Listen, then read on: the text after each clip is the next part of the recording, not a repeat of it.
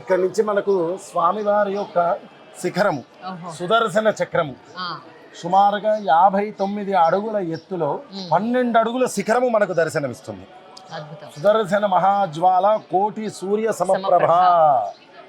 ఎందుకంటే ఒక్క సూర్యుడు కాదట, కోటి సూర్యులతో ఆ చక్రము సమానము. భగవంతుడు ఉన్న చోట అసురుడు కూడా తప్పకుండా ఉంటాడని శాస్త్రము.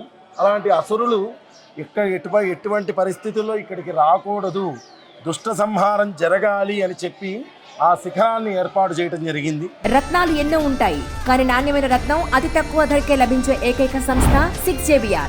సౌత్ ఇండియాలోనే ద బెస్ట్ 6JVR.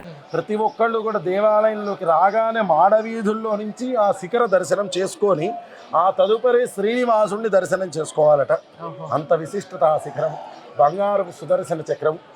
బోల్ సుదర్శన భగవానికి జై. లక్ష్మీ సమేత శ్రీమన్నారాయణుడు. 8 మంది. ఇందాక మనం అష్టలక్ష్ములను అక్కడ ఎట్లయితే మండపం లాగా చూసుకున్నామో ఇక్కడ ప్రత్యక్షంగా దర్శనం చేసుకోవచ్చు. అష్టలక్ష్మి సమేత ఆ శ్రీమన్నారాయణుడు మనకు దర్శనం ఇస్తూ ఉన్నారు.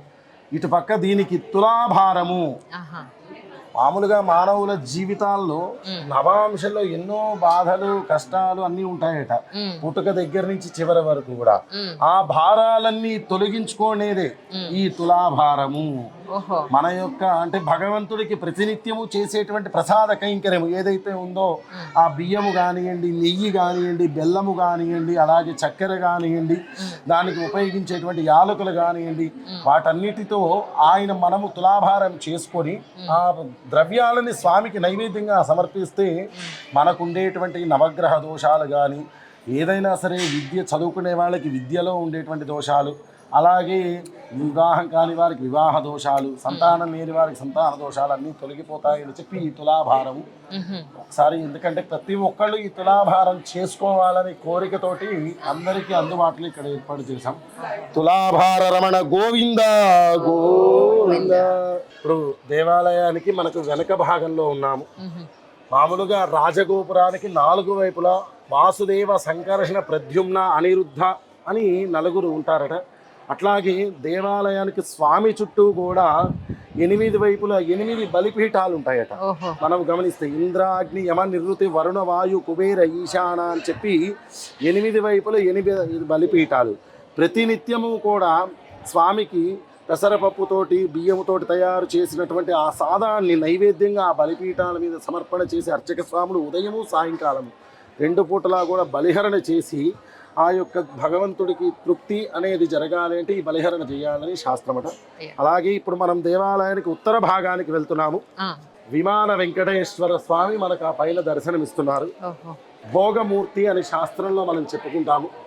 విమాన వెంకటేశ్వర స్వామి భక్తులందరూ కూడా లోపలికి వచ్చి దర్శనం చేసుకొని వాళ్ళకి కూడా ఆ భగవంతుడు దూరం నుంచి ఆయనే దర్శనమిస్తున్నాడు అని చెప్పి ప్రతీకగా ఈ విమాన వెంకటేశ్వర స్వామి చక్కగా మనకి ఇక్కడ దర్శనం.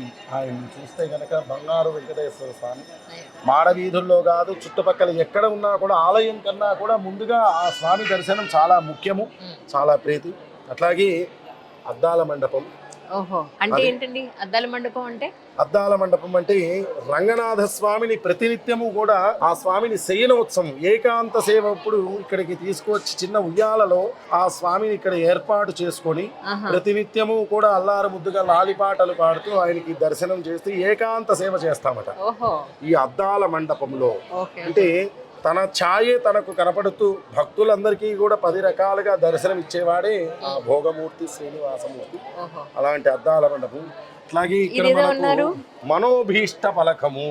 భగవంతుడి దగ్గర మన కోరికలు చెప్పుకోవడమే కాకుండా మనము మన చేత్తో ఏదైనా సరే అక్కడ రాసే అవకాశం కల్పించారట. మన మనసులో ఏదైనా కోరిక అనుకుంటే అది భగవంతుడికి ప్రత్యక్షంగా వెళ్ళాలి అంటే ఈ మనోభీష్ట పలకం మీద లోక కళ్యాణం జరగాలి, అందరూ బాగుండాలి అని గనక మనం రాస్తే అది తప్పకుండా నెరవేరుతుంది అని చెప్పి శాస్త్రం ఆ మనోభీష్ట పలకాన్ని కూడా ఇక్కడ మనం ఏర్పాటు చేసుకోవడం జరిగింది. దేంతో రాస్తారు? చేత్తోనే. మన చేత్తో ఏది పెన్ను గాని ఏది ఉండకుండా కేవలం చేత్తోనే దాని మీద రాయాలట. ఆ మనసులో ఉండేటువంటి కోరిక అప్పుడు తప్పకుండా నెరవేరుతుందని చెప్పి వాళ్ళు ఏంటి కాయిన్స్ నిలబెడుతున్నారు అక్కడ. ఒక్కొక్కళ్ళు భక్తుడికి ఎలా ఉంటుందంటే భగవంతుడికి ఏదైనా సరే సమర్పించాలి, ఆ సమర్పణతోనే జరుగుతుందని చెప్పి వాళ్ళు రూపాయి బిళ్ళలతో రాస్తారు కొంతమంది తన చేతులతో నిలబెడతారు. రాస్తారు, కొంతమంది వాళ్ళు తెచ్చుకున్నటువంటి వస్తువులతో రాస్తుంటారు. ఏది ఇచ్చినా కూడా భగవంతుడు స్వీకరిస్తాడట, అది భక్తుడిగా ఇస్తే చాలు. కరెక్ట్. ప్రతి వైకుంఠ ఏకాదశి రోజున మనము స్వామిని దర్శనం చేసుకోవాలంటే 33 కోట్ల మంది దేవతలు కూడా ఉత్తరాయణ పుణ్యకాల సమయంలో ఈ ఉత్తర ద్వారం నుంచే మనకు దర్శనమిస్తారట. అలాంటి ఆ ఉత్తర ద్వారం దగ్గరికి ఇప్పుడు మనం వచ్చాము. మొన్న మనకు ఆ జనవరి 10వ తారీఖు నుంచి 18వ తారీఖు వరకు 9 రోజుల పాటు మన దేవాలయంలో ఈ వైకుంఠ ఏకాదశి ఉత్సవాలు 9 రోజులు అంగరంగ వైభవంగా చేసుకున్నాము.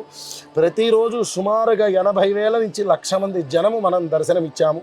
స్వామిని అందరి భక్తుల్ని ఆ 9 రోజుల పాటు ఈ ఉత్తర ద్వారాల నుంచి లోపలికి తీసుకొని భగవంతుడికి ఉత్తర ద్వార దర్శనం చేశాము. అట్లాగే మనము ఆ ఈశాన్య భాగంలో గమనిస్తే గనక బంగారుపు బావి స్వామికి క్షేత్రం మీద అయినా సరే 250 అడుగుల కింద నుంచి బావిని తవ్వడం జరిగింది. ఎందుకంటే ప్రకృతి నుంచి వచ్చేటువంటి జలంతోనే ఆయనకి ఆరాధన, అర్చనలు, అభిషేకాలు జరగాలట. మనం ఎంత మోటార్ వేసి తీసినా కూడా అది శుద్ధి కాదట. ప్రకృతి నుంచి, భూమి నుంచి వచ్చేటువంటి, పాతాళం నుంచి వచ్చేటువంటి తీర్థం ఉండాలని చెప్పి ఆ బావిని తవ్వించడం జరిగింది. భగవంతుడి అనుగ్రహంతో దానిలో పుష్కలంగా తీర్థము ఎప్పుడు కూడా బంగారుపు బావి అని దాని పేరు. అర్చకులు ప్రతినిత్యము దేవాలయానికి రాగానే సుప్రభాత సేవ సంపూర్ణం చేసుకొని బిందెలో తీసుకువచ్చి అక్కడ స్నానము చేసి ఆ బిందె తీర్థాన్ని తీసుకెళ్లి ప్రతినిత్యము స్వామికి ఆరాధన చేస్తారు. అంత విశేషంగా ఆ బావి అక్కడ ఏర్పాటు చేయడం జరిగింది.